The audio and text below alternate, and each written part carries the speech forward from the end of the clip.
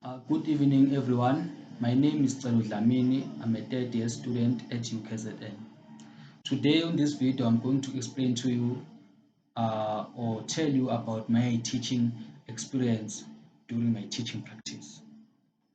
Uh, the school that I did my teaching practice on was called Musa Secondary School. So, Musa Secondary School, it's a beautiful school which is located in a rural area in Ngutu. The school has almost 150 learners and it also has 19 educators and 4 educator assistants. The school is under-resourced, meaning it doesn't have all the resources that are needed, such as textbook, electricity, library, computer labs. It doesn't have all of those things. The school only has one printing machine and a chalkboard and some charts. So those are the things that the school has. So with that being said, that make the learning very hard for us or for the learners. And also the teaching and learning process, it's very hard to do because these resources are very important when you are delivering a lesson. So for me, I did try all my best to teach grade 9 social sciences and use what the school has. So one of the approaches that I did during my teaching practice when I was teaching grade 9 uh, was called the learner centered approach and the teacher centered approach. So the teacher centered approach is an approach whereby a teacher will just stand in the class and explain to the learners the lesson of the day. The learners will just keep quiet. They won't say anything or anything that will disturb the class, meaning that the teacher will just deliver the lesson of the day. And the teacher will just try by all means to move between the desk to explain to the learners what is the lesson of the day.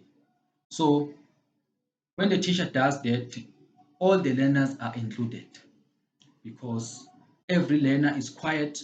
There's no learner who is writing anything. They are all quiet. They are listening to the teacher. So that was the approach that I used, which is the teacher-centered approach. According to Tracy Garrett, 2008, he said that teacher-centered approach helps teachers to teach well since learners are quiet in the class and learners can learn uh, the lesson very well. So when I was teaching grade 9, I saw that there is a need for me to add some of resources, or I can say additional, yes, resources, such as a chart or a poster. So one of the things that I used was the chart. So during the lesson, we were talking about the apartheid system. So the apartheid system was a system that was introduced by the National Party government to oppress the black people. So there were laws that were introduced during the apartheid. First, the law that we talked about was the Bantu Education Act. So the Bantu Education Act, it was whereby most of the black people, learners, most of the black learners were not allowed to learn or to be in the same class with white learners. So the Bantu Education Act promoted black laborers, meaning that this act only made black people to be workers, to be servant for the white people. And on this side, we have the Native Land Act, which was passed in 1913. So this Native Land Act was another act that was introduced by the apartheid government to take the land.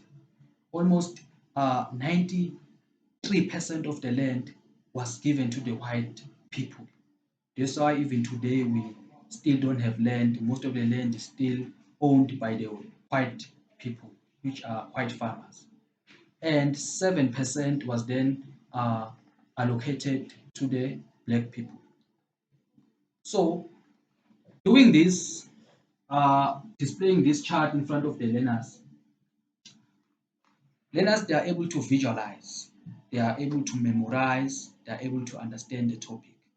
So as you can see, there are pictures which are being uh, put on this chart, and also here there are also other pictures which have been pasted on this chart. So you can see that the white farmer is owning the land, then the black people are working for the white farmer. And also here, most of the black people, they didn't have the land to farm. They were allocated to the mountains. Also here, you can see that most of the learners, they didn't have um, resources to learn, such as textbooks. They had limited ones, and most of the classes were overcrowded.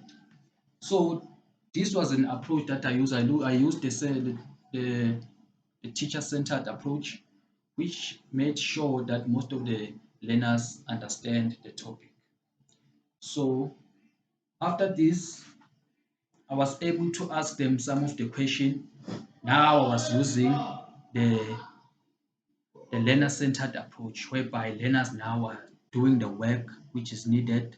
They are now elaborating, we are now making, I was now asking questions to the learners, asking them, okay, what was the apartheid, what was the Bantu Education Act, uh, the chart that I did ask them what was the chart which I displayed to them did have any meaning. So they responded, some said yes, some they didn't understand, and I tried explaining to them. So for me, I did good because I was able to give them classwork. They did right, asking them these questions, and some responded, and then we did some corrections.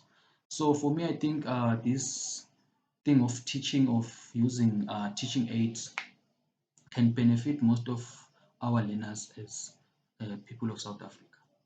So for this video, I would like to thank you all for listening. I hope I meet you next time. Thank you.